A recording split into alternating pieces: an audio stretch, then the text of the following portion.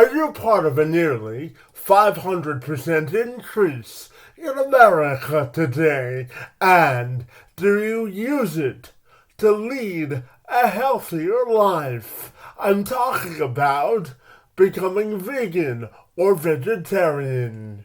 Don't look now, but according to the World Animal Foundation, approximately 6% or 9.7 million Americans identify as being vegan. In 2014, The Guardian reported that number stood at 1%. The 500% increase can be attributable to Americans taking veganism seriously and using it as a form to improve their overall health and quality of life. Scott Burgett is the founder of Evolution Vegan Academy, an online coaching program that helps vegans lose up to 20 pounds in 4 months by utilizing his M3 Fit system. He's a CSCS and Precision Nutrition Level 1 certified coach, and he's trained both professional and collegiate athletes. He lives in Austin with his wife, dog, and son, and Scott's mission is to create a community of vegan leaders so that they can spread the positive impact on the health, wealth, and well-being of everyone around us for generations to come. And Burgett join me this week to tell me more. I'm Kevin McShann. Let's have this conversation.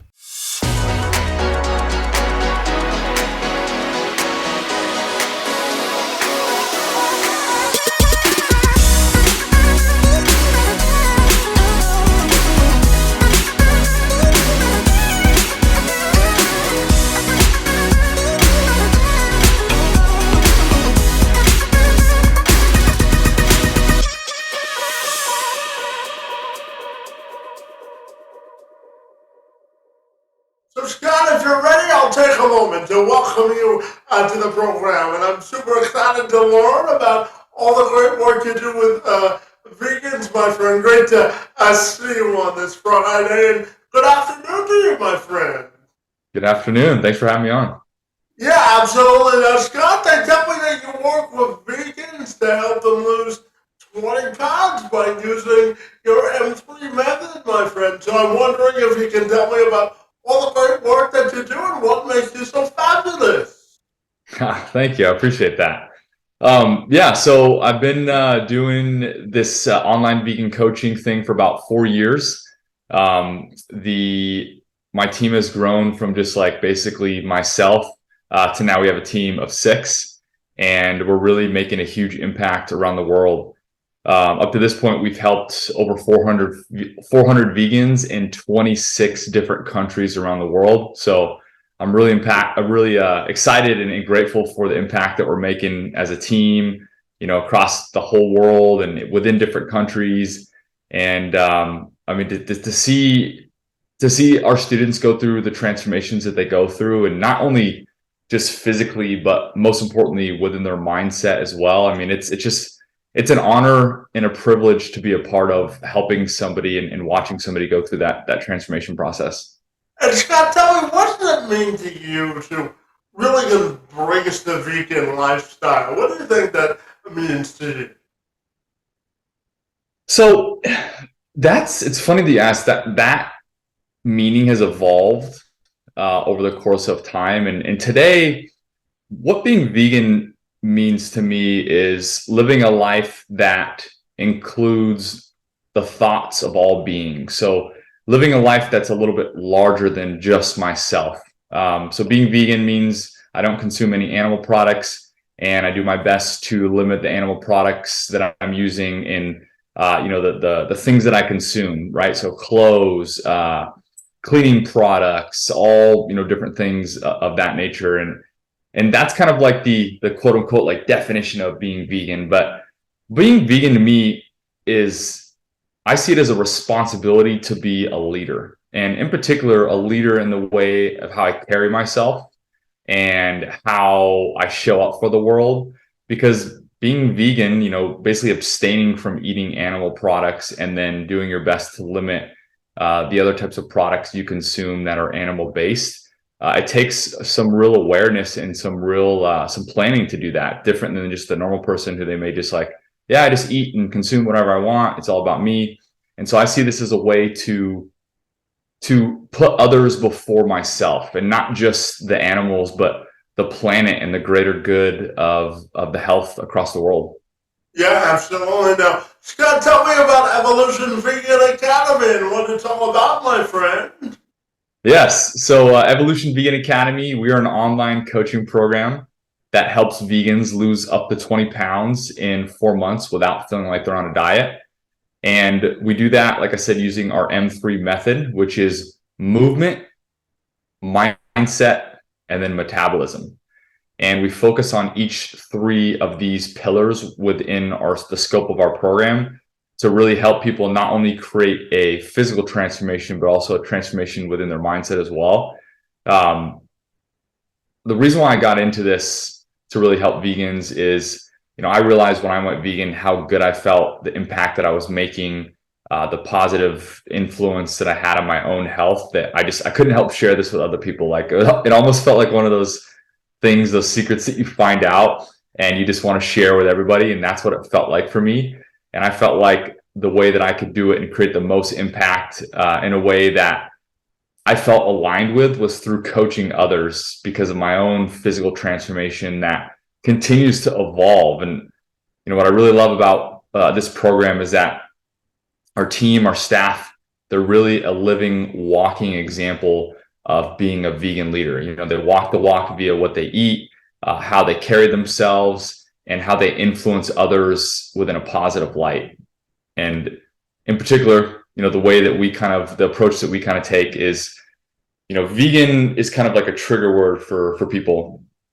And what we do is we kind of take that trigger away and just be like, hey, you can be vegan and you can be a normal person, right? It doesn't have to be this big, huge thing. It could just be, hey, this is the way I eat. This is the way that I live my life.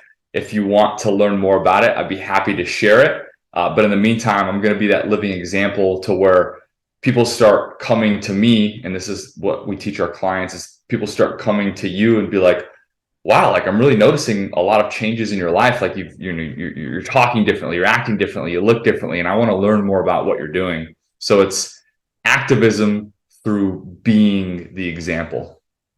Yeah, absolutely. And, Scott, part of your M3 movement, metabolism and mindset can also be attributed to when we get older.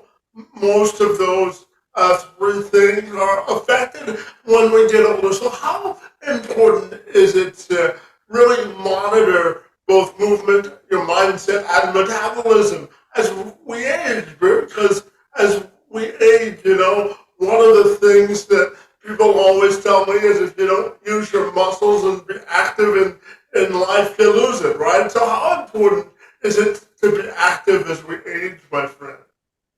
It is very important. I love that you said that, Kevin, because you're absolutely right. Like if you don't use it, then you're more than likely going to lose it. And, as we age, our body, whether we like it or not, starts to naturally decline. And I don't mean decline in the negative sense, but we just, we're moving towards the end of our life after we hit a certain age. And so the way that our body works, we have to be very careful in utilizing those, and be very sorry, I'm losing the word here, basically very aware of, all right, as I age, I'm noticing my life starting to change. So like, for example, we're working with a client right now. Her name is Laura, and she came in, she works as an accountant. So as you can imagine, she sits at a desk, most all day, every day. And she works from home. So it can sometimes, not being in an office setting, it can sometimes get a little lonely. And it's easy to eat when the kitchen is just a couple steps to your left. And when the food, especially when you're stressed, is just calling your name. And Laura came in, knowing as she was aging, she was like, I could just tell like things aren't easier anymore. It's not as easy to lose weight as it was 10 years ago.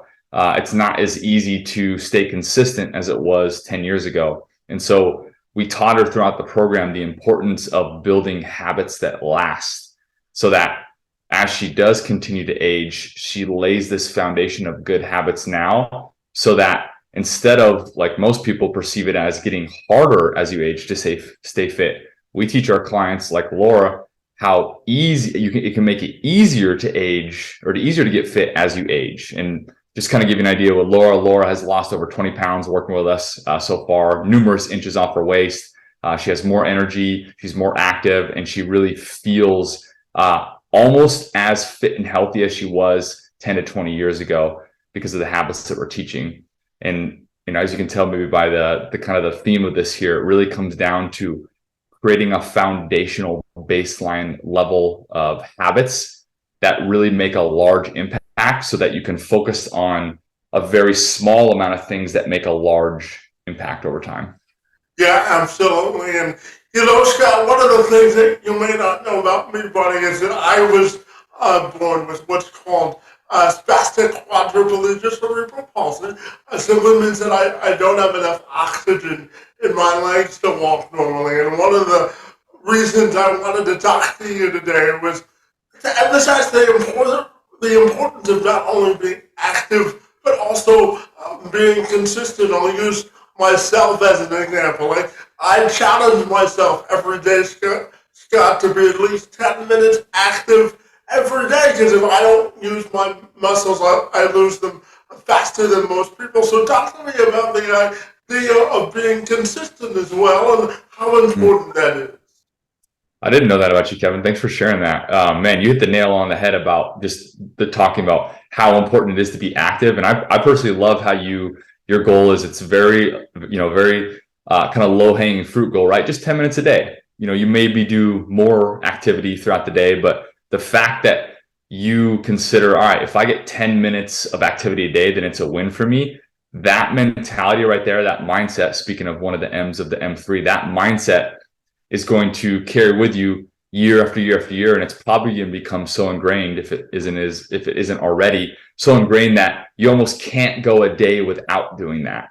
And that is why it's so important to find a couple of what I call the domino habits. In particular, just a couple of the habits that if you do those really, really well, then most of all of the other habits that you want to do well will kind of fall naturally into place. So like, for example, for moving, some people, may want to move for 30 minutes a day, right? Or 60 minutes a day. But if they just start with that, okay, I'm not going to allow another day to go by where I don't get at least 10 minutes of movements. Someday I might get 30 minutes, some days I might get 60. But if people apply that mentality, then they're going to raise what I call their standards. See, a lot of people, they're like, all right, I have a goal that I want to do something. My goal is to work out 60 minutes a day, but they're barely working out 10. And so 60 minutes a day seems like a really far out goal, where they're almost like, man, that's going to take a lot of effort. I'm going to have to change everything about my life. And they start getting anxious and worried about it. When instead, if they focus on raising their standard, like the example you gave of, hey, what if I just don't let another day go by where I don't just get at least 10 minutes of movement in? If they just focus on raising that, and before those 10 minutes a day, maybe some days they were getting 60, maybe they were going like a week of getting 0, then naturally their results are going to get much better over time, because now their baseline has raised. See, a lot of people just talk about reaching for new goals and higher goals and more goals and more goals. And that's great. But instead of just reaching for new goals, think about how you can raise your standards, like 10 minutes a day of movement, or eating a certain amount of calories if you're focused on a physique goal, or going to bed at a certain time, or drinking a certain amount of water each day, making those the new standard or the new minimum. People will start to see a lot more change, and it'll actually feel a lot easier as they continue to progress. Yeah, and Scott, you talked earlier about your staff really embracing the vegan lifestyle. So I know one of your missions is to create a community of vegan leaders. So what does that entail for you specifically and personally? Why is it important for you to create this community of supported, like-minded people? Great question. It started off because I always wanted a community like this. And so I said, well, why not create one? So it started off as kind of like a selfish thing where I want to hang out with other vegans who care about fitness, because veganism in general, the community was really, really small. And the vegan fitness community was even that much smaller. So it was like, why don't I just take the lead and create this? And so it kind of blossomed from that personal place of, well, why don't I just become the leader of it?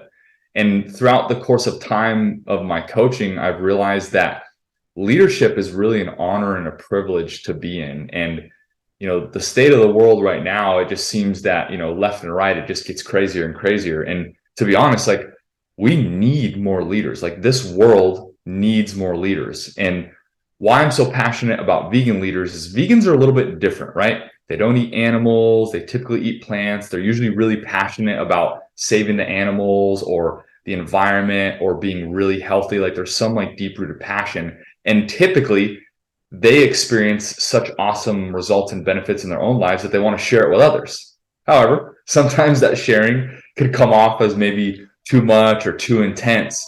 So by teaching the students in my community how to do leadership the right way, the way that my mentors taught me, in the terms of just being the example. So we all say that we want the world to be a certain way, or we wish that this could happen, or we wish people would be more like this. Well, if we want to wish for other people to be that way, and we're not being that way ourselves, how can we expect anybody else to even care about that? So it is so important for me to ingrain this leadership culture in my community, because vegan leaders are just a little bit different than everybody else. They have a deep-rooted mission that they want to help make the planet, the world better. And it starts by taking care of yourself first with your health and being able to prove to yourself, like, okay, I can take care of myself, so that it puts you in a position so that others naturally want to come to you and be like, wow, like, what are you doing? I want to learn more about this. And that puts you in a leadership role when people start asking you questions. And so my community and my program helps prepare people for that moment so that they're able to step into that powerfully and then start creating mini leaders on their own. So then it continues to spread and spread and spread and ultimately be a positive force of change in the world. Yeah, absolutely. Scott, there's nothing wrong with being a trendsetter, right? That's right. That's exactly right. And Scott, what does it mean to you to be in the best shape of your life? What do you think that means to you? So being in the best shape of my life, maybe contrary to what some people might think, it is not 100% physical. Yes, physical is important, but there's really three things that I would consider being in the best shape of my life, really. Number one is being physically healthy. So having good blood work, sleeping well, having tons of energy, feeding myself nutritious food the majority of the time, drinking water, like all the basics of like what we would maybe consider in the term healthy. So that's one component. The second component of being in great shape is the big squishy thing that's between our ears called our brain, that being in great shape. In particular, feeding my brain things that will help grow it and help nourish it. Just like we feed our body great food to nourish our body, or we feed our body movement to nourish, the movement that we want. Feeding our brains works the exact same way. So being involved in really impactful movements, like for me, the vegan movement or my coaching community, being a leader in other communities that I'm in a couple of other communities that I just naturally like to step up and be a leader, because it's fun for me. And I figure if my small impact, if it can just help one person, and then that person can help one person over the course of years and decades, that can really add up over time. And so continuously feeding my brain the right things, being around the right people, and doing things that fulfill me, right? So work isn't life. So doing things that make me happy. Like for me, I love being in nature. So I take walks a lot because I really like to be outside, or I make trips where I'm around My favorite place to be is like the nature and the forest. But if I can't be around that, then I'm around the beach or I'm hanging out with friends, right? I'm having a very social, a big social life, and not all the time, but all these little moments that I'm intentionally putting in place for me so that I feel connected.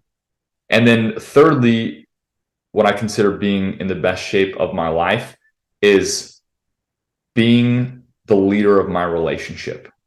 And in particular, my relationship with my wife, and then also now my 6-month-old son, my dog, my family, like not just my romantic relationship, but the relationships that I'm in, like making an effort to connect with people and making an effort to improve my relationships and seeking out guidance that helps me improve my relationships. Because you could be in the best shape of your life and you could also feed yourself all the self-help stuff possible. But if you're not willing to share that with others or connect with others, then it really is unfortunate because you have all this gold that you have that you're just not willing to share. And so that would be the third main component of being in great shape, is really being a champion of continuously and intentionally putting effort into growing my relationships. Yeah, absolutely. And, Scott, out of personal curiosity and sort of a personal level of interest for myself, I'm also curious to ask you about, what do you think it means to be inclusive? I shared with you earlier that I was born with a disability, and just a little bit more background for you, Scott. I found out actually at 9 years old, buddy, that I wouldn't be able to walk without assistance because of the severity of my CP. So outside of hosting this podcast, I also work with organizations in the business community to promote an inclusive culture. So what do you think it means overall to be more inclusive as a society? I'm fascinated to get your answer there. Thanks for sharing that. I'm really appreciating the background that you're sharing about that. And I just want to take a second here to acknowledge you for, what you have done for, the community, and recognizing that, at 9 years old, I know that's a very vulnerable age, and what you've done since then and how you've championed your condition and really have become a leader, as at least what it sounds like here in this community. And to go back to your original question, inclusivity, I would think to me, it means being willing to accept different people. And I'll kind of expand on this as I go, because I haven't actually really been asked this question before. So I appreciate you asking. I think what inclusivity means to me is being open to learning about other people who are different than you. I think is probably the baseline layer of that. So for example, I'm vegan.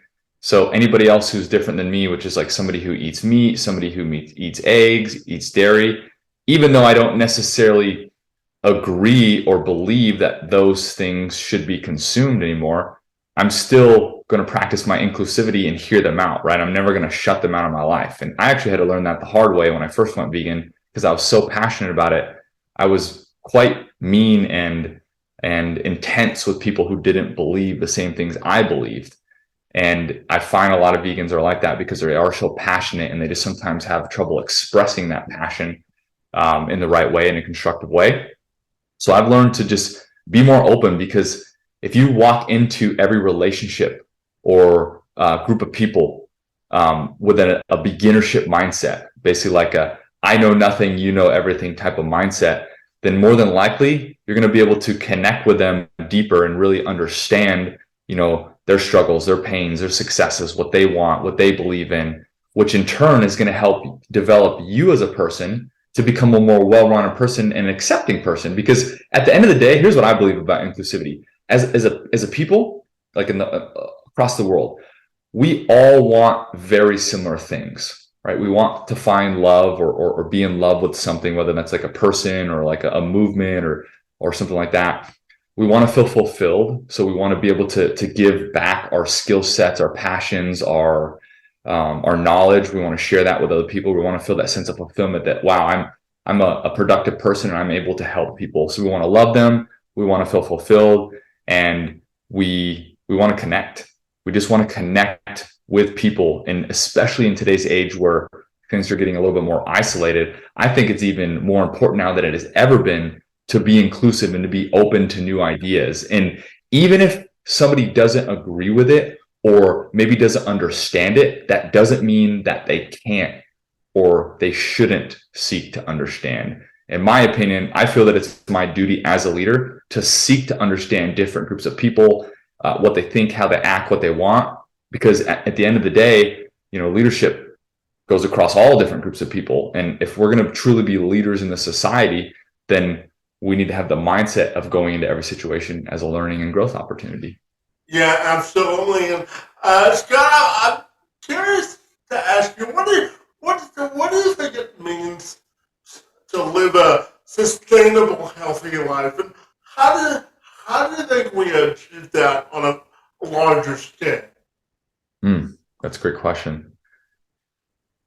A sustainable lifestyle to me is a lifestyle to where you enjoy living it, you intentionally create or put yourself in situations where there are challenges to overcome. And number three, really you work to overcome those challenges to grow as a human. I think a lot of people, from my interpretation of sustainable, is like everything's perfect and glowing and things are easy and like hardships are few and far in between. But what makes humans so successful is that they're able to overcome hardships and become better and think of new ideas and get creative. And sustainability, in terms of timeline, that's the rest of our life. And assuming that we're going to live out, most of us, the full amount of our life, there's a lot of openness and kind of almost trust in the process that things happen not to me, but things happen for me. And so to be able to pull out and draw out those lessons and ultimately live a life that you enjoy or that one enjoys is sustainable to me. So for me, in terms of health and fitness, when people want sustainable health and fitness, they want a life to where, they want to maybe look a certain way or have a certain physique or a certain stamina, endurance, be a certain athlete. But they may also want to go out and out to eat at restaurants and have treats and, be able to have drinks every once in a while and travel and not feel like they're restricted to happen to bring meal prep meals with them all the time. And so the idea behind that is finding a way to create a lifestyle that's just challenging enough that kind of keeps your eyes straight ahead, that keeps you wanting a little bit more from it, that's fun and fulfilling, and that ultimately creates more connections with people, which in turn will lead to more opportunities to display and share your gifts throughout the world. Yeah, absolutely. And Scott, if I put you in a room with 10,000 people and I told you that they were all looking for your wisdom in creating good habits, and I wanted to discover a roadmap on how to create good habits in life and in fitness, what do you think you would tell the group, my friend? I love this question. So when I was reviewing the questions and I saw this on there, I was like, oh, I hope you asked me this because this is such a great question. What I touched on earlier in our conversation is what I call the domino effect in terms of habits, and I'll explain what I mean by that. So the domino effect, if people know dominoes, if you're listening to this on Audible or like audibly right now, I have my hands up. So domino, right? You got one domino, two domino, three domino, and you hit the first one down. And then the first one hits the second one, the second one hits the third. So all you got to do is just make a little effort to hit the first one. And then that cumulative effort starts hitting all the next one and topples those over. That's the same way it works with your habits. The idea is you want to find your top two or three, definitely no more than three domino habits that if those are done consistently over the course of time, then it's going to make it that much easier for that cumulative effort to just start to topple that first one over that will lead to the other ones. So I'll give you an example for that. So my domino habits are hitting my calories on a daily basis for health and fitness, and going to bed at or around a similar time each night. So in particular for me, my calorie level changes depending on which type of phase that I'm in. And typically my sleep or bedtime is between 9 and 10 p.m. And so I know that if I hit my calories and I go to bed between 9 and 10 p.m., then all the other habits that I know are important to me are going to be that much easier to hit. Like, for example, some of my other habits are walking at least 7,000 steps per day, or drinking. I have this Yeti mug that's 32 ounces and drinking 3 of those each day. And I know that if I do all these other things, I know if I'm paying attention to my food, I'm going to pay attention to my water. I know if I'm paying attention to my food and my sleep, then I'm going to be paying attention to my workouts and my activity. And so I find that focusing on just a couple of things and truly mastering those, like doing them kind of like we were talking about earlier, to where like if a day goes by and you miss it, you're like, oh my gosh, something feels wrong here. Like I don't feel right. Or you literally can't go a day without it being a focus on your mind. Then you know those domino habits are locked into place. And to help your viewers maybe or listeners get an idea of discover your domino habits. So an easy way to do that would be just to list on a piece of paper, what are all the habits that you want to get good at? And to get the most out of this exercise, you'd want to list very specific habits, not just drink water, but drink 100 ounces of water or a gallon of water, not just go to bed, but what time are you going to bed, or how many steps do you want to hit, or, et cetera, et cetera. Once you have all your habits listed, what you can do is start testing them as you're practicing them throughout the course of time. And you're going to learn, and this might take several months or maybe even a couple of years to really, truly master this. For me, this has taken about 3 years, that you'll start to find, man, I could skip all the other habits on my list, but if I hit these 2, generally speaking, I'm always in a good spot. And that is what you're looking for. So that's what I would to share with the room of 10,000 is how to master the domino effect when it comes down to habits.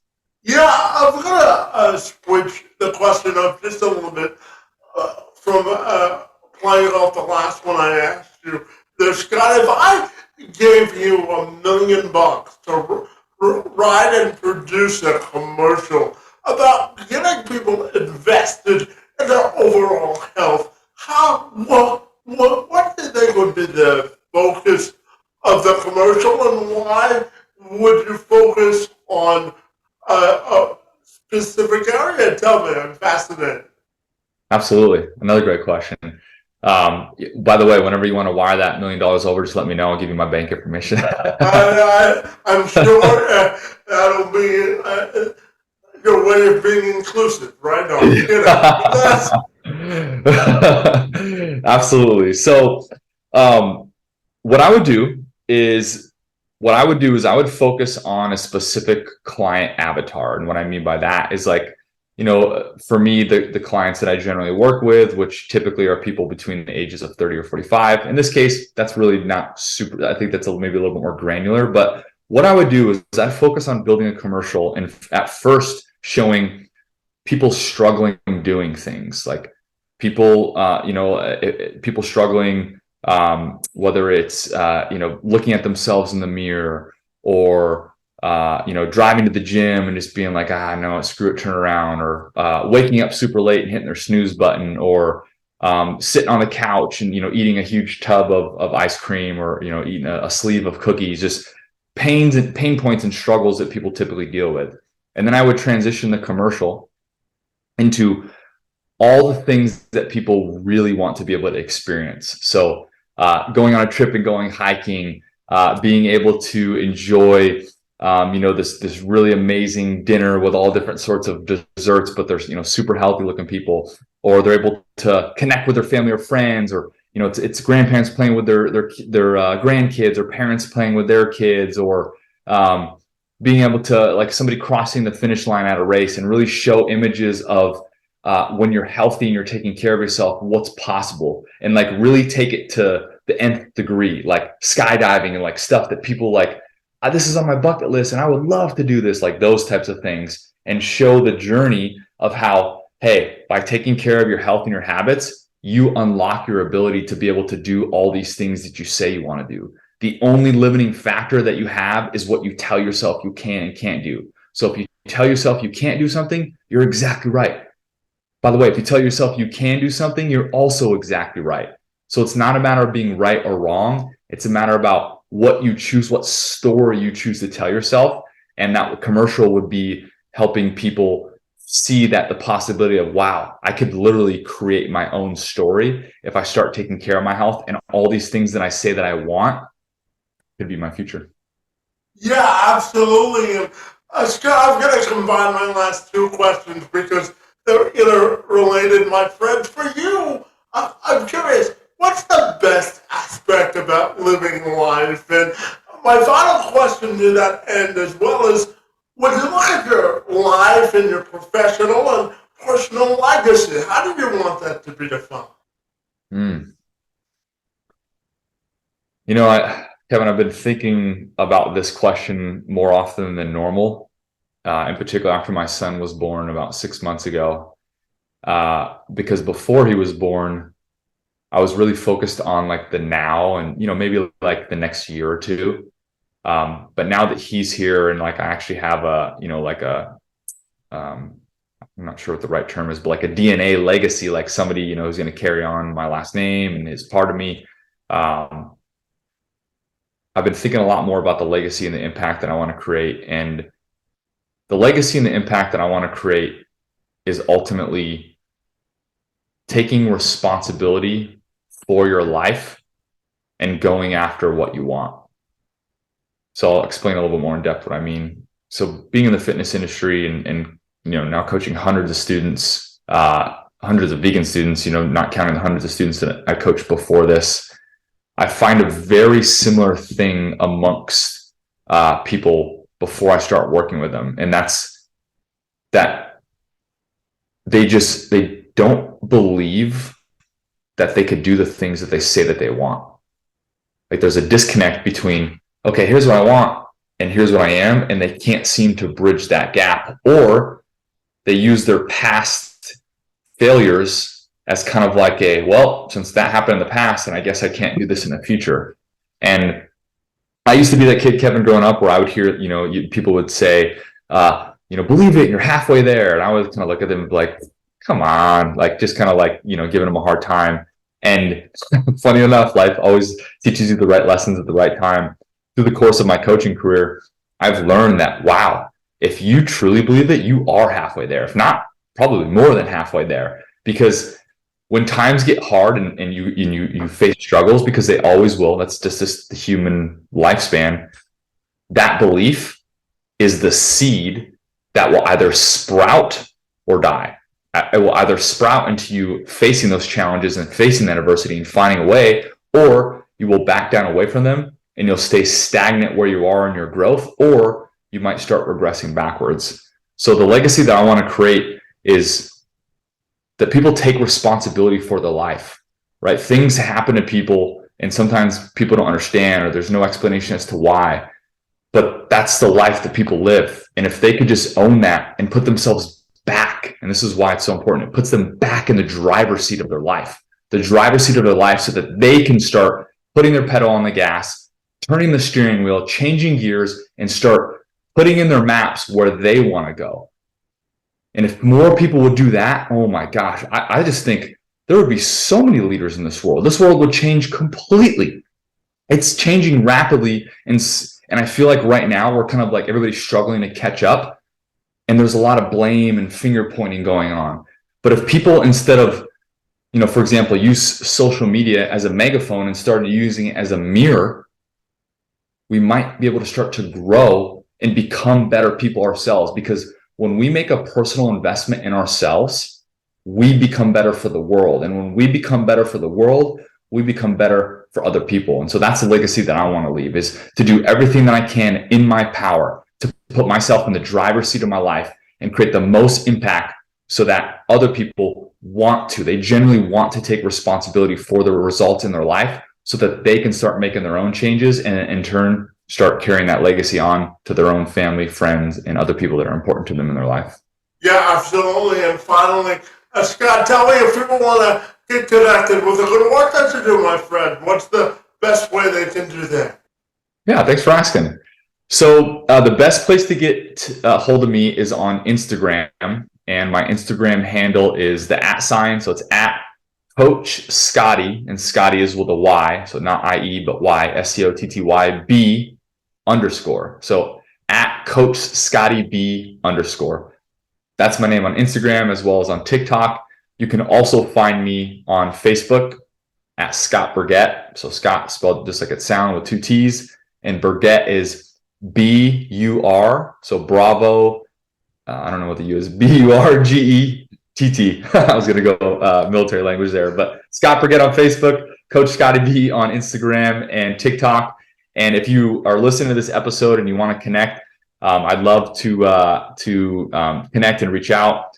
By the way, Kevin, just from me to you, I would love to share one of my new guides that I created for my community. It's how to meal prep 10 meals in 90 minutes without knowing how to cook. So anybody who's curious more about whether it's the vegan lifestyle, the plant-based lifestyle, this guide is totally free. I built it to really help and serve you so that you can learn how to prep your meals, save a ton of time, save money, without even knowing how to cook at all. So for anybody who reaches out, just let me know you found me through this podcast, and I'd love to share it with your listeners.